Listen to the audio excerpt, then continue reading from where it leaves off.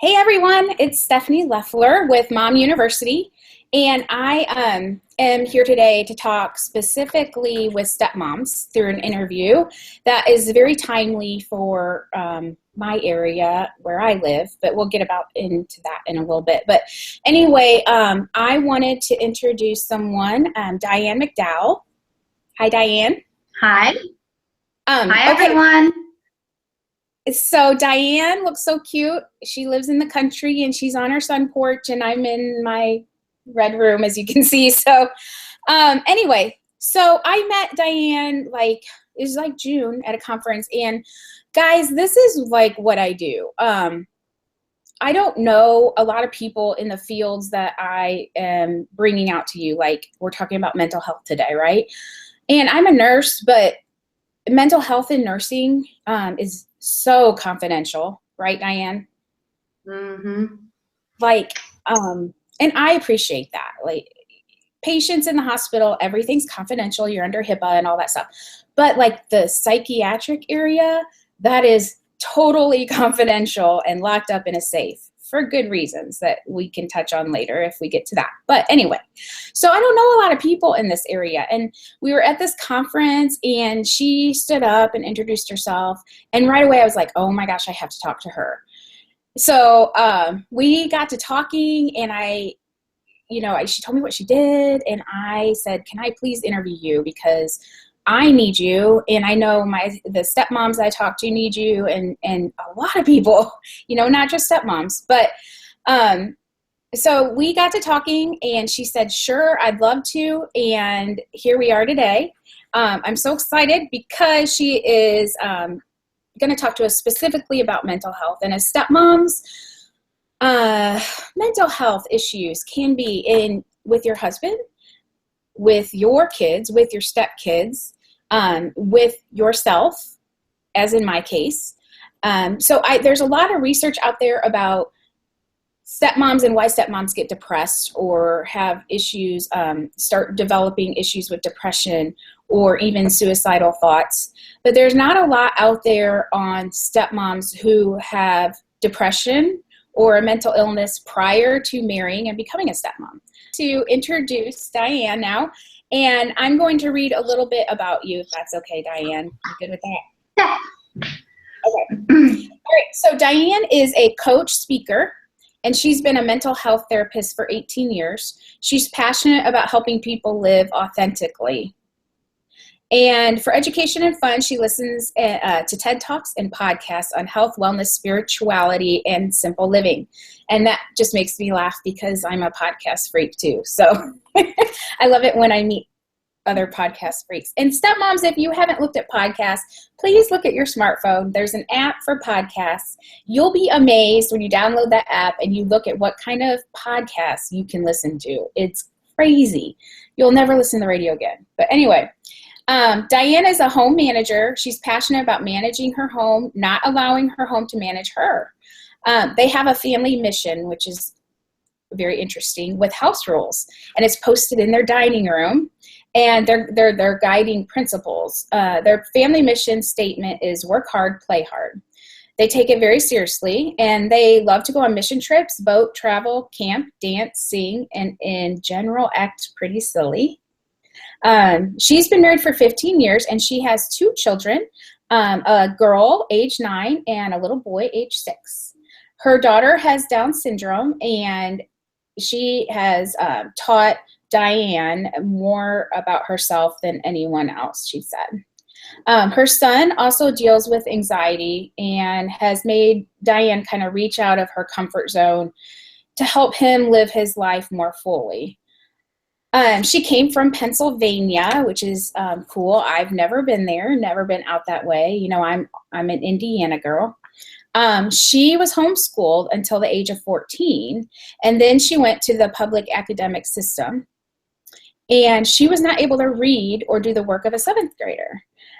So at that point, she was diagnosed with dyslexia, and she not only received schooling accommodations through the 12th grade, but also during her master's programs and in social work and business. And I wanted to say that she has 2 master's degrees. and she has dyslexia. And she said that she could not read when she went to 7th grade. So, Diane, you've kind of overcome some obstacles, haven't you? Yes, yes. A lot of hard work and what they call grit. So. Yeah, well, when I heard her whole story, I'm like, okay, I've got to interview you. So the other reason why I wanted to interview her is because I've gone through depression myself. It's a family thing. Mental health is not just depression, obviously.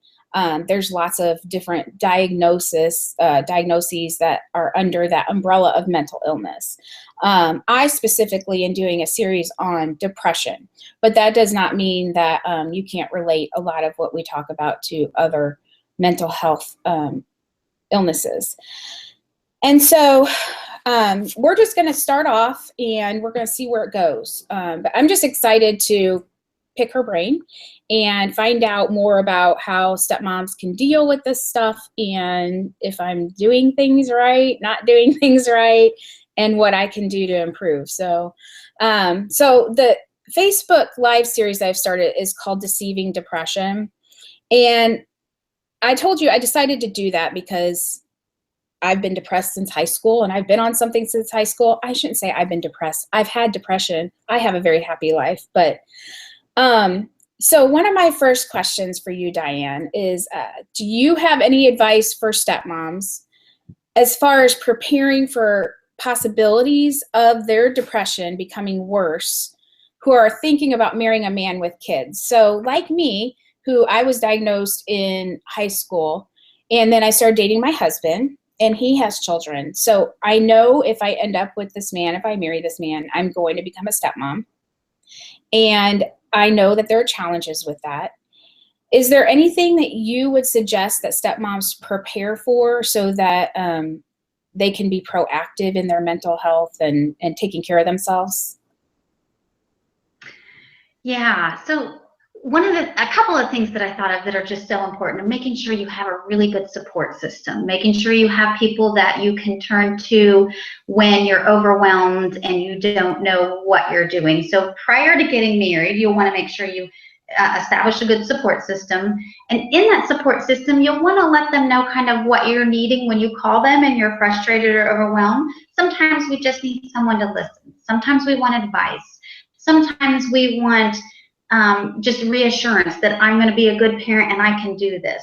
So you want to let people know what you're looking for, because sometimes as friends we give advice and maybe the person didn't want advice. Helpful, but we're not. So one of the things is making sure you have a good support system. Another thing is know your own triggers. Know yourself, know what's going to set you off or trigger you, and then start working on those issues. Like if you know that, for example, me, rejection is one of my triggers. I get insecure when I feel like I'm being rejected. So I have to be very aware of when I start feeling, is this reality, and checking it out. Is this going, is this my perception because I'm afraid of it? Is it reality? And then what do I need to do with it? Learning how to be okay and sit with it, instead of what can happen for me is when I feel rejected, I can go into shame. And if anyone who's experienced shame, which we all have, it just washes over us, and it's this heat. And everybody experience, when I feel rejected, I go into this mode of shame. And shame means I keep it silent and I don't talk about it. And so I have to make sure whenever I go into that place that I share with people, that I don't go and hide it in secrecy and go into my shell. So if you know what your triggers are, then you can start stepping out of that and changing it. If you're not aware of it, you can't change it very well. So it's really important to make sure you know yourself and you know your triggers, so that if a stepchild or your husband-to-be or your husband makes a comment and you know, okay, that's my trigger, that's when I need to start doing self-care. Okay. Really important is this self-care or self-compassion. If I don't know how to take care of myself, then I am probably going to lash out at other people when I feel threatened or overwhelmed or like I'm insecure in some way. So as soon as I start noticing that my depression is increasing, or I'm dealing with emotions I don't know really what to do with, I need to do self-care, self-kindness, compassion, call in my support system, talk to myself kindly, those kind of things. I would also say knowing when medication go, and everybody's different, but kind of having a line that you've drawn that says, when I notice these are the symptoms, then I need to get on meds. And meds aren't for everybody, but they definitely can be very helpful. And the thing that I see a lot is people come in and they want something now to get them feeling better, but it usually takes 4 to 6 weeks for antidepressants to really start becoming effective. So you need to know where your line is to say, okay, I notice I'm starting to, what we call in mental health world, decompensate, not do as well, so that I can get on meds now, out of bed and function. So you really want to know your symptoms, your signs to say, okay, I'm starting to not function well, so I need to do something now before I can't function. Okay. And something interesting about that is sometimes I am not able to figure that out. I generally stay on my medications all the time, but there's been a couple times where I'm like, I don't need these, I don't want to take medicine, so I stopped taking them. And I don't necessarily notice anything, but my mom will call me and we'll have a conversation about just normal conversation. And she'll say, "You're not taking your medicine, are you?" And I'm like, gosh, darn it, Mom. Like, how do you know? So she's my support system. And that's what I need from her. Like, I need her to tell me I can tell, because sometimes I can't. Mm-hmm. And that's something that you'll want to let your support system know too, is if you see that I'm not doing well, I need you to call me out and tell me that. Because sometimes we don't realize the changes that are happening in us, especially if we're not in a good place. Right. So we need our support system to say, hey, your behavior's changing, you're really irritable, something's going on with you. Right. Now, the difference between that and someone almost using the fact that you're on medication against you. So my family has tried a couple times to say, did you take your medicine today? And I'm telling you, that can be one of the worst things that you say to someone on medication for depression. Mm-hmm. So when, obviously you should probably talk to your future spouse about the fact that you are either on medication or you have a history of depression or a mental illness, don't you think, like before you get married? I say yes, but I'm very much about, I mean, if you have depression, you're marrying someone, that's going to be your support system. They need to know what to look for and how to help you and how to support you. So I think it should be even a longer conversation than I take an antidepressant. It needs to be a conversation of, sometimes I deal with depression. This is what has happened. This is what it can look like. This is how you can support me in it.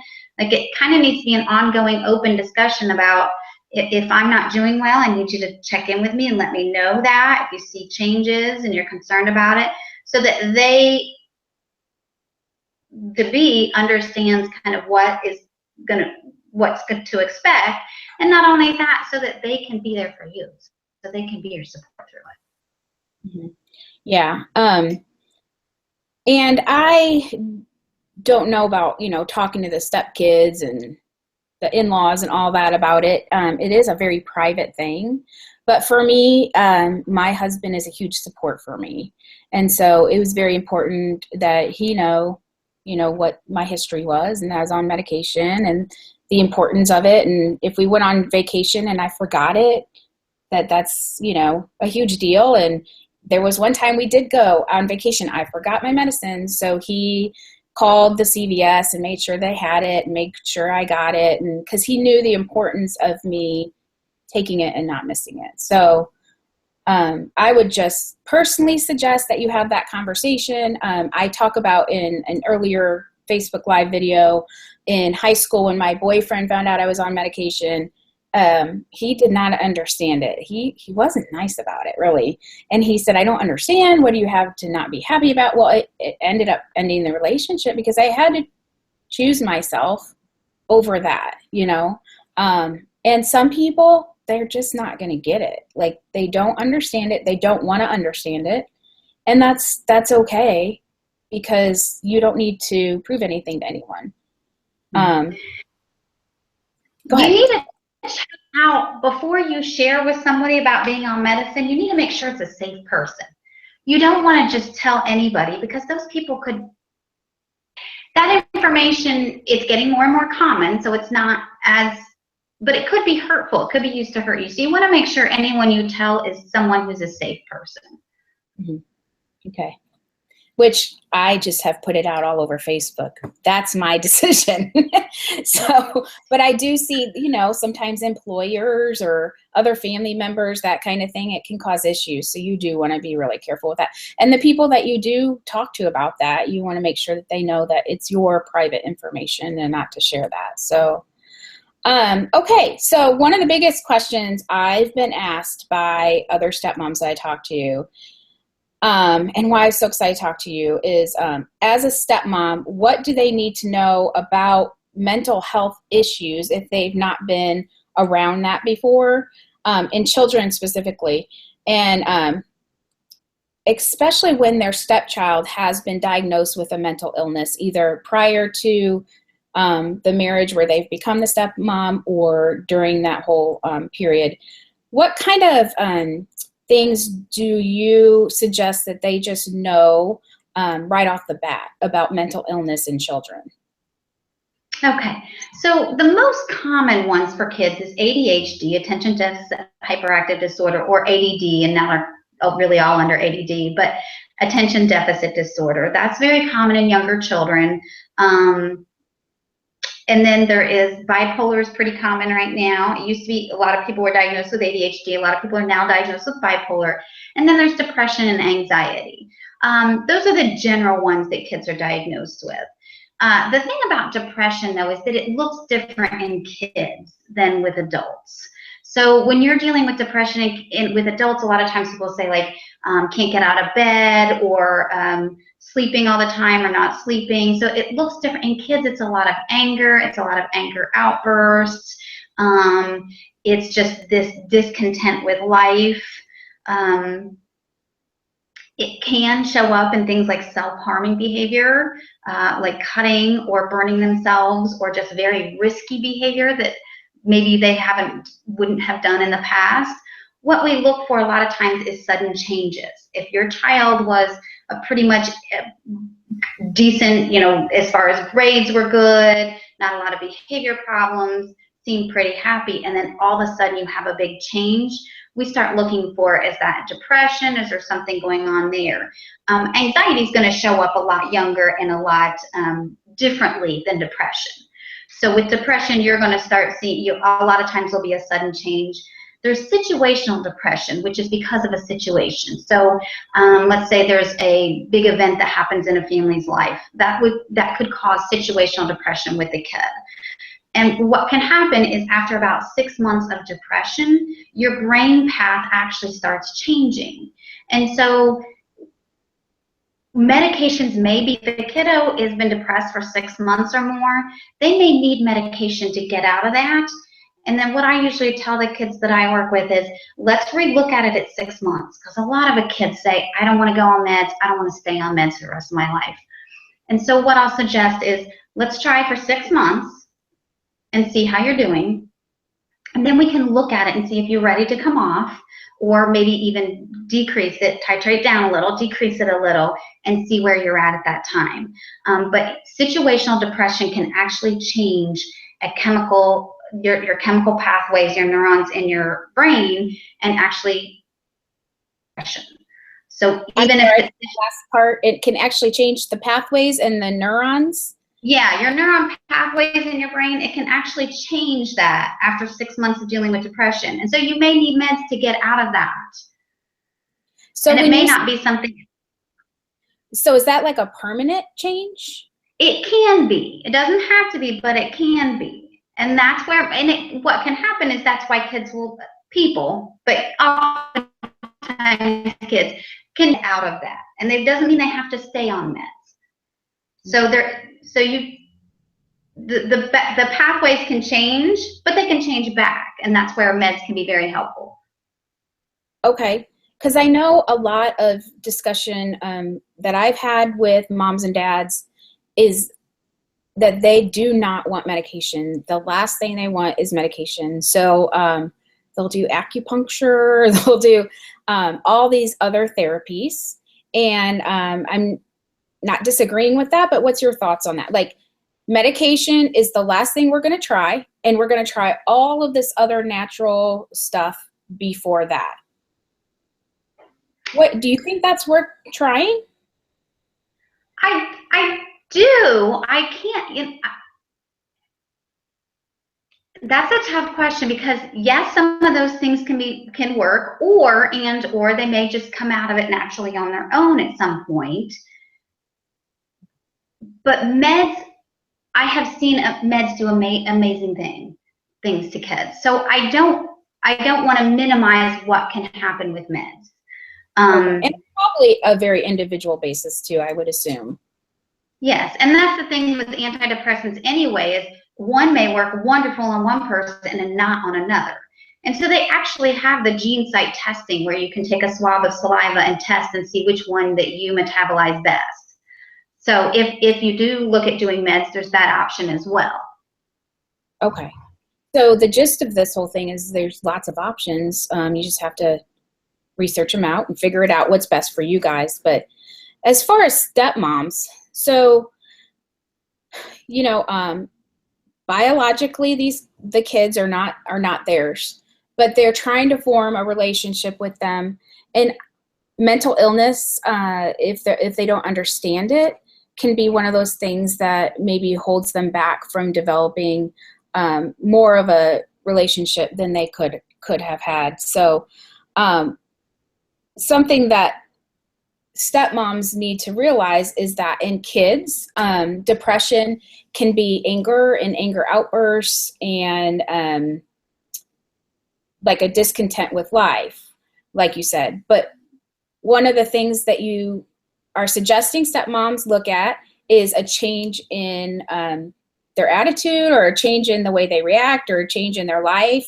What kind of changes would you say they should be looking for, or if they notice?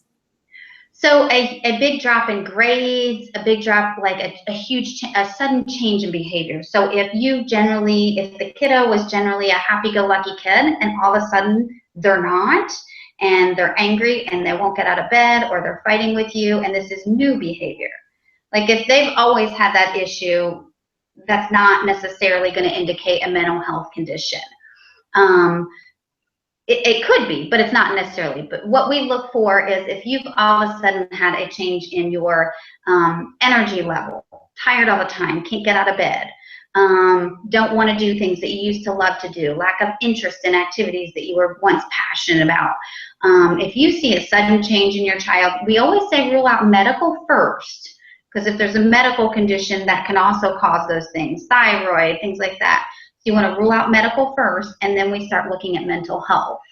And then anxiety is very often in kids too, and like what anxiety looks like with adults, but there's also a lot of things that parents can do to really help with anxiety with kids. But we have to, and as stepmoms, it makes it really difficult, because you're not really a kid since birth, so you may not have noticed those symptoms right away. Mm-hmm. And then you're not really. We have no rights. And this is the way you could say it again. We have no legal rights. I don't know if that's what you're getting to, but. Yes, it's like you're expected to, but I wasn't sure how to say it. You're expected to be the mom, but you don't have the authority to go into a doctor's office and say, this is what's going on with my child. So it puts you in a very difficult situation, because you can make notes and you can observe and you know what's happening, but you're not biologically or adoptively their legal guardian, so therefore you don't have as many rights as a regular parent. So one thing I would suggest is, if you are being a stepmom, you have a right to give a therapist or a doctor all the information you want. They can't tell you anything. I have plenty of people that I talk to, and what I say is, you can tell me whatever you want to, I just can't respond. I can't acknowledge that person's a patient, but you are welcome to call me and tell me whatever you want to. Oh, really? So what I also tell parents is talk to me in generalizations. I can't tell you about a specific person, but if you ask me about signs or symptoms, what would you think? Then I can talk. I just can't talk about your specific child without a release of information or data present. Okay, that's good to know.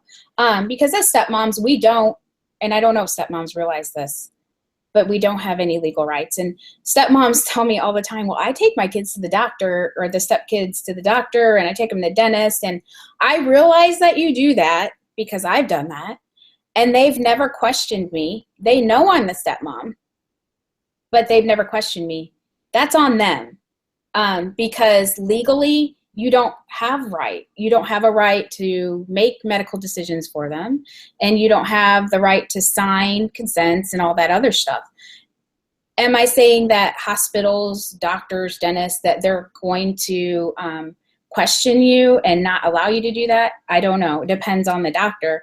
On their end, legally, they shouldn't be. But so the same as mental health, only as we were talking about before, mental health is kind of a whole different realm of confidentiality. And so it would probably be very difficult for a stepmom to take a child into a therapist and get treatment and stuff. I think that's what I would think. But as go ahead. We do not allow any step parents to bring them into the initial appointment. The first appointment has to be the legal guardian. After that, step parents can bring them in. But yeah, the very first appointment has to be the legal guardian of either one. Okay. So as stepmoms, we may be in the situations where the kids are showing these symptoms. And what we can do at that point is log them, and we can talk to our spouse and just say, this is what I'm noticing. These are the symptoms I'm noticing.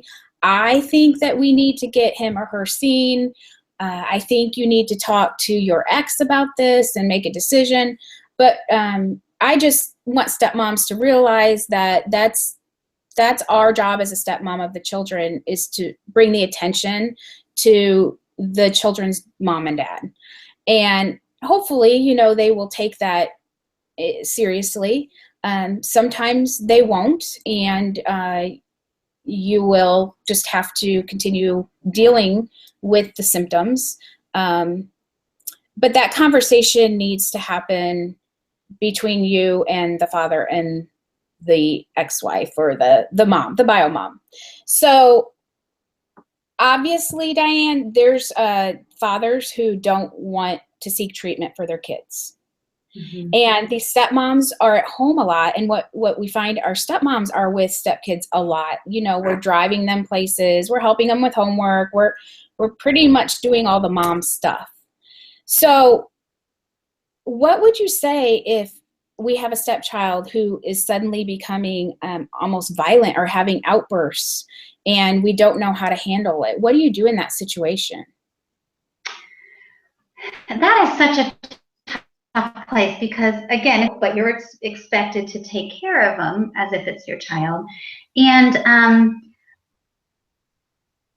so I worked in the youth day therapy program. It's a step down from hospitalization. And I worked with kids that had those kind of explosions frequently, meaning 3-4 times a week, if not more sometimes. And what we worked on with the people in the home is coming up with a plan.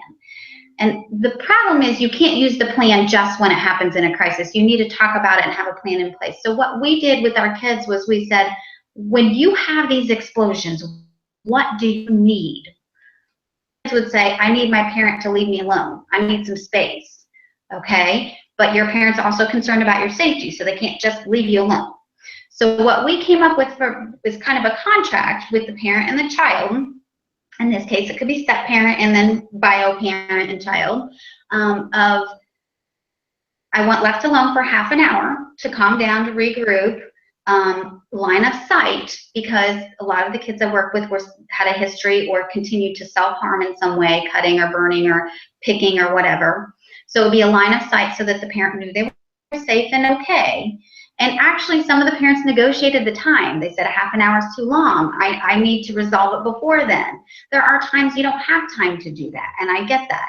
But having something in place to say when things start to escalate, take a break, we're going to do line of sight, and then we're still going to come back.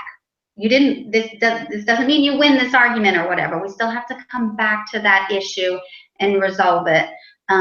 But it gives everybody time to kind of quiet down, calm down, and come back and be able to talk about it. So talking to your stepchild about what is it that you need. It may not be those things. It may be that they need something else. So asking them what they need, and if they can't come up with it, it's kind of a trial and error, giving them suggestions. Do you think this would be helpful? Do you need to go run around the building once and to get some energy out? One of the things we used to do with some of the kids I worked with was actually push-ups, because they had like this frustrated energy in them that they couldn't contain anymore, and they needed to get out. So it's like either sitting and being quiet might help, or actually getting that energy out physically somehow, doing some push-ups or running for a minute to just kind of, when we get worked up, it gets all of our energy going and our blood flowing, and we need to somehow release that sometimes before we can get calmed down again. There's lots of breathing exercises and those things too, and so depending on your child, what works for them. For my kiddo who's got anxiety, we do breathing and meditation. We've done it for years, and he'll say, "Mommy, meditate to me." It's my 6-year-old, because he will start doing this. He can't handle it anymore, and he'll just start to get himself all worked up. So you have to figure out, what works for that child, and it may not work for the other child in the house. It just might work for one child. So it's talking to them about and then trying it and seeing it, does it help? And then talking about it later. Did that help, or was that not? If that didn't work, let's try a different way. Okay. So in the case of outbursts, I know we've all kind of done this with our own children. I know with mine, when they have this little outburst, and I think, they're faking it, or I want to automatically ground them or take something away or start counting, 1, 2, 3. I was a counter. So in the situation where the child has anxiety or they have some kind of mental illness that's affecting them, and they have these outbursts, are they able to control them? Not necessarily. So here's the thing is, if you have a mental health condition, I'm still responsible for my behavior. It doesn't change that I'm responsible for my behavior. I may need different accommodations to take care of myself, but I'm still responsible for my behavior.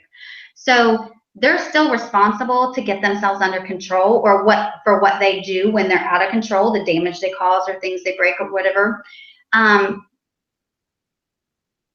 Here's the thing with my son who's got anxiety. I tell him things like, I'm telling myself a story right now that this is all because you didn't get what you wanted. So it's not me accusing him that you're throwing a tantrum because you didn't get what you wanted. It's me saying the story I'm telling myself right now is that you're doing that. So tell me your story.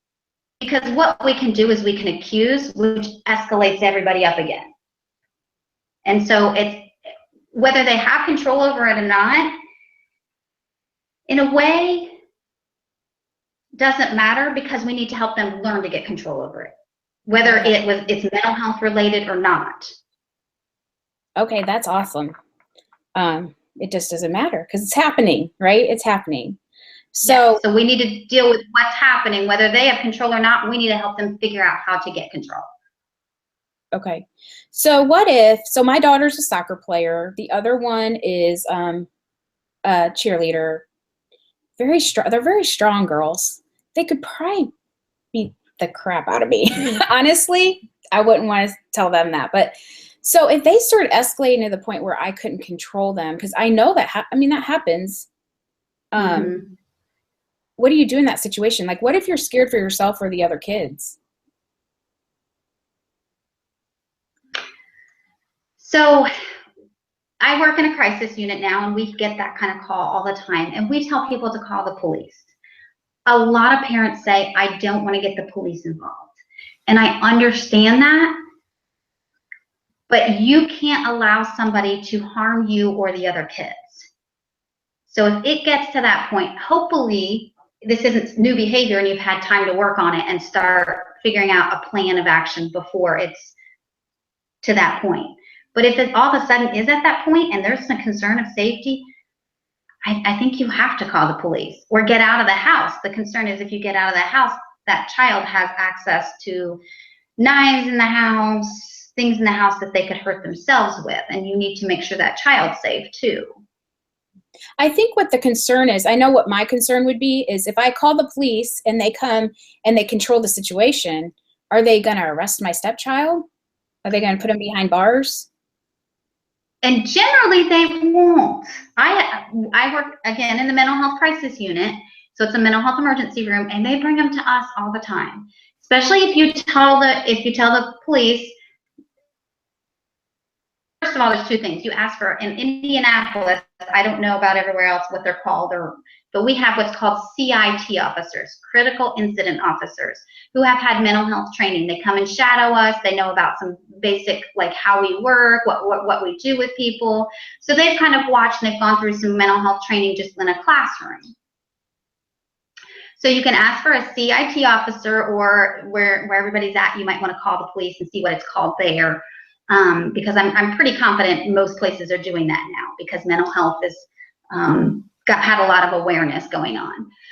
So that would be the start. And then when they get there, you want to let them know that they have a mental health condition and you would like them taken to whatever hospital is. Generally, they'll take them to the closest hospital.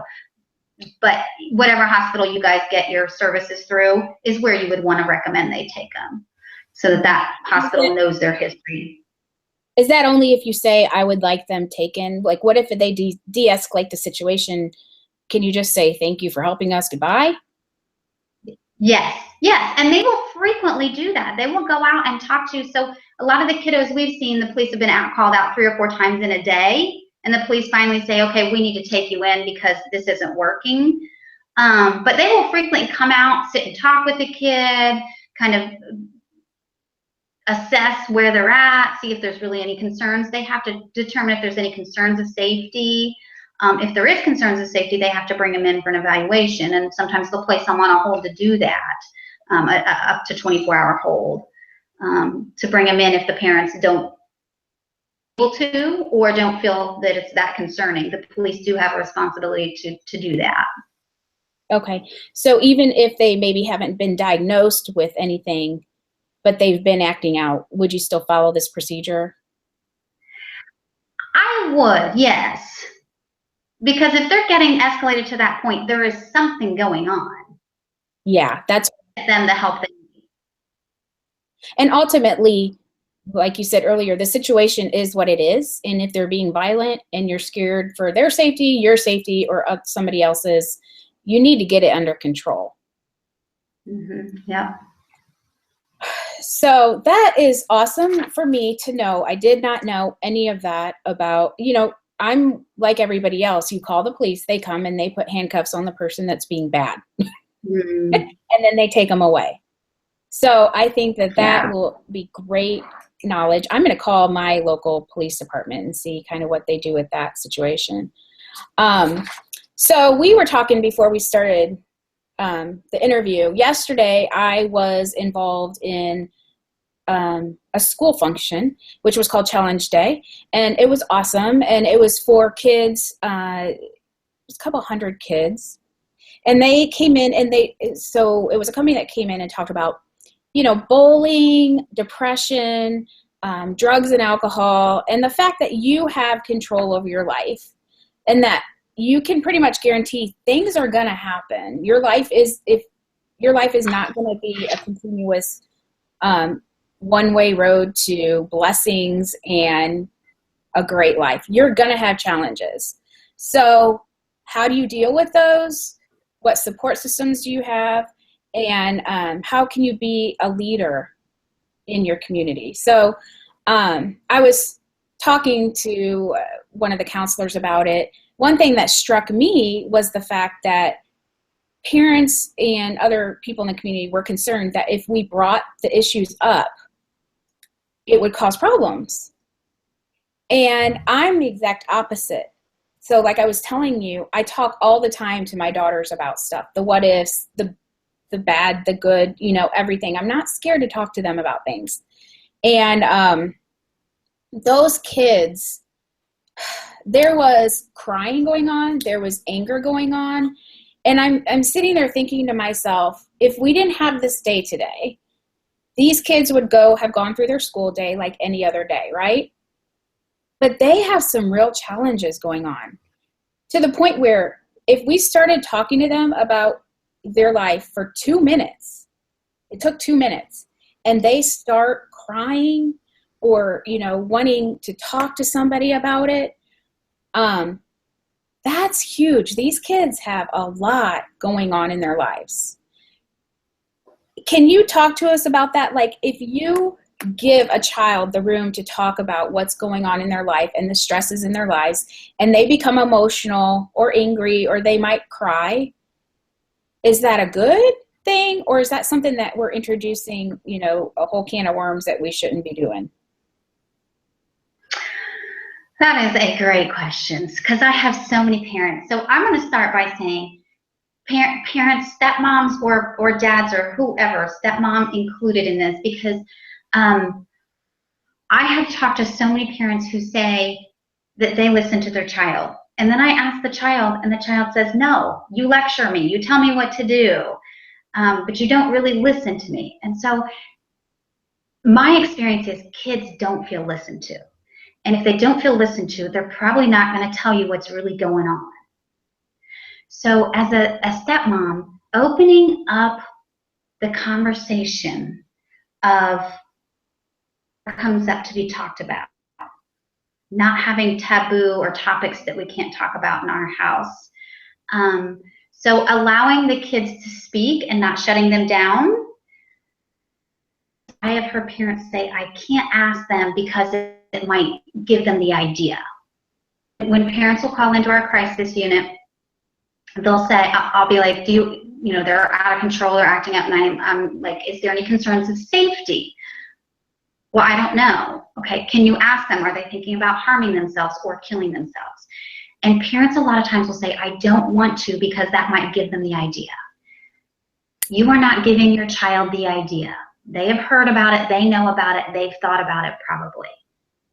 So there is a big difference between thinking about hurting yourself and then actually having a plan. And so I'll get to that in a minute. But you are not going to give a child an idea if you ask them. If they've either already had it, or that's not going to make them decide that's what they want to do. You're not going to influence them to want to kill themselves by asking them. So parents, stepmoms, please ask your children, do you think about killing yourself? Now here is the difference. If I think about, I wish I wasn't here, if I think about, I wish I could just go to sleep and not wake up. Difference between I want to kill myself. Okay, so when you ask your kids, you want to be clear on what you're asking, because a lot of parents will get really freaked out because my child is suicidal, but all they said was, I wish I didn't have to deal with this tomorrow, and I want to go to sleep and not wake up. But they're not actually going to do anything to do that. So when you ask them, you want to be really clear on, if you just wish you didn't have to deal with this drama that's going on at school tomorrow, and you wish you could fall asleep and not wake up, or do you think about, this is what I want to do to kill myself? Because I can't handle this emotion so much, I actually want to do what? And you want to know a plan. So you're asking them, do you think about actually ending your life? And if you do you think about ways you would do it? Wow. If they say yes, if they've thought about ways that they would do it, and they've thought about it recently, you need to take them to a mental health emergency room. Therapist, if their therapist is available. And you want to check in kind of frequently, and that depends on your child. But if you asked them a year ago and you've not asked them since, something. Because kids aren't going to generally open up and say, hey, I'm thinking about ending my life. So they may text a friend that, but they're likely not to tell a stepmom or a mom or a dad. So it's, as a step parent or a parent, it's our job to check in with them and say, hey, I've noticed a change in your behavior lately. Is there something you want to talk about? Is there something going on we need to talk about? And start the conversation to lead into, do you think about hurting yourself? Okay, if you do you think about actually killing yourself? Hurting and killing aren't the same thing. If I want to hurt myself, it's a trend now for kids to cut. If I want to cut on myself, it is not the same thing as I want to end my life. So we need to be clear on which one it is. And it doesn't make cutting okay. Cutting isn't okay, but that's not the same thing as wanting to end my life. So what if you have a friend of theirs that just texts you and says, hey, I just want you to know that your son or daughter just told me that they want to kill themselves. But then you go to them and you ask these questions and they say, no, I don't. I don't know why I said that.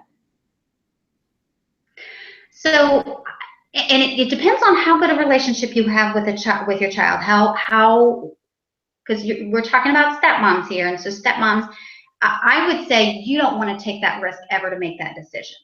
You want to put it on the dad or the mom to make the decision whether they feel like there's risk, partly because you haven't known them as long probably, and partly because you're not legal guardian, and if you knew something and if something happened, you would have a hard time living with that. Any parent would, but you still don't want to take that on yourself as a stepmom.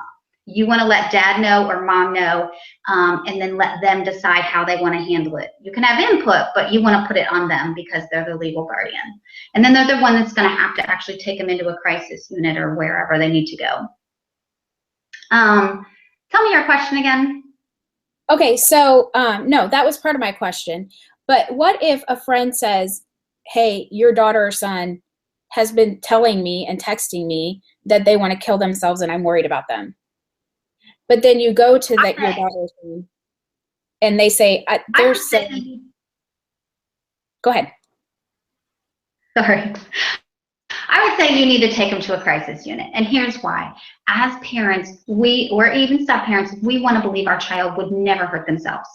So, and this is what someone did to me in college. Took a piece of paper and put it right in front of my face and said, read it. And I said, I can't. And the point is, when we're too close to the situation, we can't see it clearly. So we're never going to want to believe that our child would hurt themselves, and we may miss things that a professional could see. So for example, a lot of times kids will kind of hesitate. As a parent, we might miss that hesitation. As a therapist who's been doing this in this crisis unit for 15 years, I'm going to say, you hesitated. That concerns me. What does that mean? And they're likely to tell me as a therapist something that they wouldn't tell parents. Okay. Get out of them that they've been thinking about it, but they don't think they would actually act, but they've actually thought about it or looked it up. So I would say you need to take them to a professional, for a professional to make that assessment. Okay. And you had touched on my next question, which as a stepmom, if you have a relationship with your stepchild where they tell you that they feel like they want to do this, they have a plan, then you need to talk to their father and their mother and help them make that decision. Obviously, if it's an emergency situation and you feel like they are in danger, imminent danger, then you can call, like we said, call the police, or you can, I'm sure if you took them into the hospital or whatever and said, I'm the stepmom, but I'm very concerned, they're not going to turn you away. They might just say, well, how do we get a hold of mom or dad? We need to get a hold of mom or dad. So I know as a nurse, we wouldn't say, well, you're the stepmom, so we can't treat them, so you need to leave, they would not turn you away.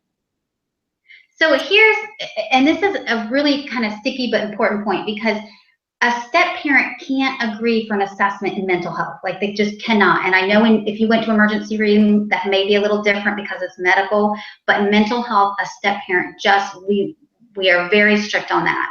And so if you have this child's immediate danger, what we would say in our office is you need to call 911 and have the police bring them in, because they put them on a hold, and that hold says we have to see them before they can be released. So we have to keep them there until we get a hold of a parent to do an assessment. Parent brings them in, we can't detain the child. We have no right to keep the child there against their will. And a step parent can't sign them in for an assessment. So it puts it in So what we do is call a triage, and we ask, are you suicidal? Are you homicidal? Have you done anything to hurt yourself in the last 24 hours? And just establish safety and go, because we don't have a parent we can get a hold of to give consent for an assessment. So if you call the police and ask them to put them on a 24-hour hold, then that allows us to do an assessment, and we have to keep them until we've completed that. Okay, that's great information. Okay. So you guys are going to do what you think you need to do to keep everyone safe and make sure you're not sending someone home that is going to hurt themselves, or, you can't always be 100% sure. I understand that too, but that helps for stepmoms, because even though you might not have legal rights, you still have the right to protect yourself, to protect those around you, to protect your stepchild. And there are supports out there, and you're not alone. I really wanted to get that across to stepmoms. Now, and we can just touch lightly on it, and if people have additional questions, want additional information later, we can look into that. But something to think about as a stepmom is, since you are with this child a lot that you don't legally have rights on, you might want to start looking at, with all my kids that I worked with in our youth day therapy program, is we set up a safety plan. And we set up, when you feel like you can't be safe, you're going to say this, text me this, do this, so I know. And it has to be, we usually did words, like a safety word that said, so one kiddo, she wanted to use her dog. And I'm like, no, it has to be something that parents know right away to drop what they're doing because you're having thoughts of self-harm. So we set up a safety word that said, I'm not feeling safe right now. And then a safety word that said, okay, now I feel safe, and you can leave me alone now. And then in that, we also made an agreement that no matter what hour, because I had a lot of kids that would self-harm, and it would be in the middle of the night, because nights are hard for a lot of kids with depression.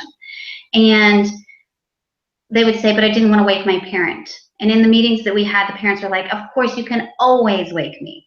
But the kids didn't want to. So we made a deal that those words were 2 o'clock in the morning. It didn't matter. You could use those words anytime. And the parent would get up, and we had an activity they would do together. Like one family, it was they would watch a movie together. One family, it was chips and salsa. Another family was like chips and cottage cheese. And they would go get it, and they would sit and eat that together, safe again.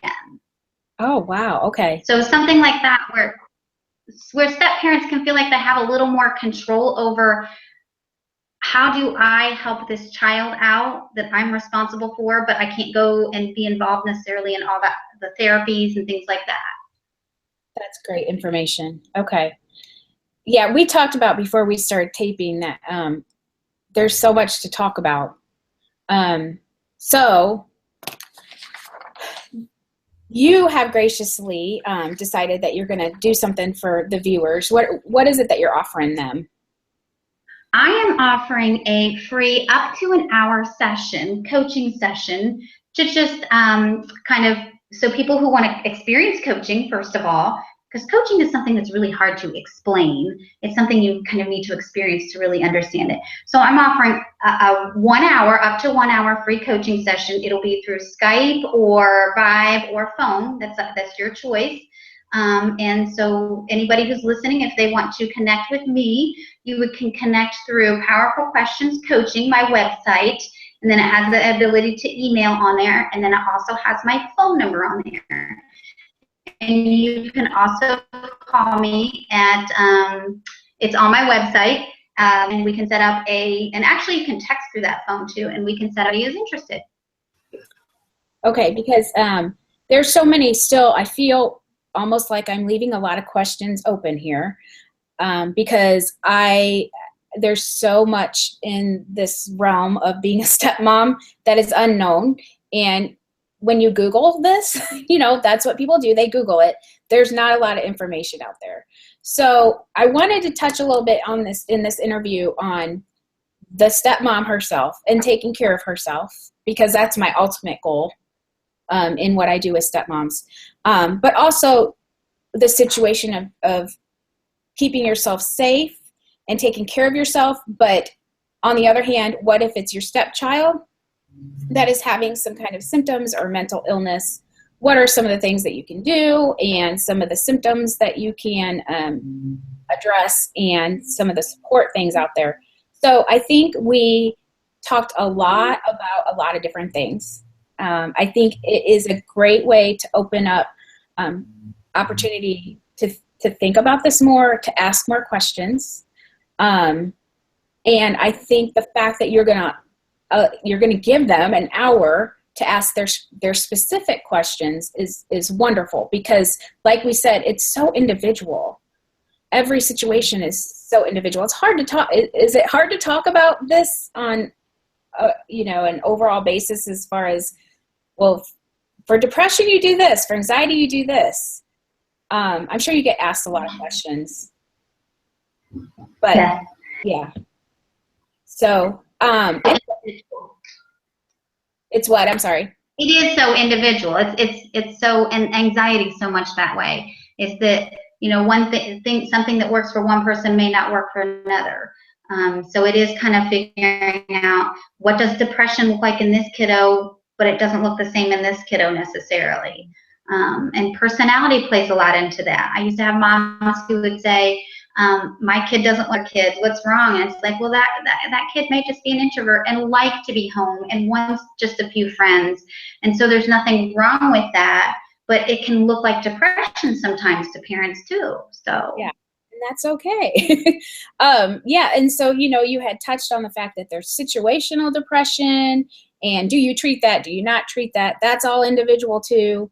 And so I think this has opened up a lot of good discussion points and questions. I think you probably might get a lot of calls. I'm also going to continue my series, but I appreciate you so much coming and talking with us, giving us an overall idea of what we need to start thinking about.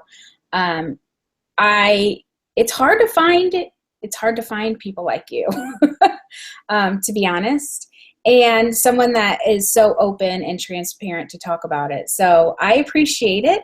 And so stepmoms, just at least go to her website, take a look at it. It's got some information on it. And I know she is continually putting more information on there. Go ahead and give her a call or text her just to see if, you might want to have a discussion with her. She can help you work through a lot of things that may be questions in your mind. So thank you, Diane. Have a wonderful day. And I will be posting all your information with this video. And maybe there might be some more interviews with you that we need to do if you're up to it. So we'll talk about that. I would love to. I know. I might be like the next 10 interviews will be me and you. So, but okay, well, thank you very much, and we'll talk to you soon. Thank you. All right. Bye-bye. Bye.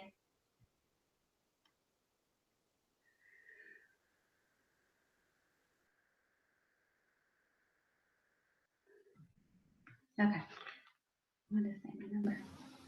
Oh, wow, we went way over.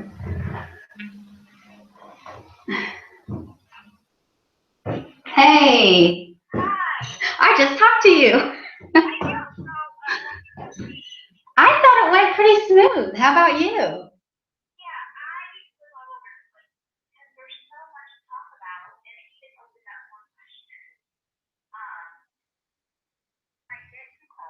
Okay.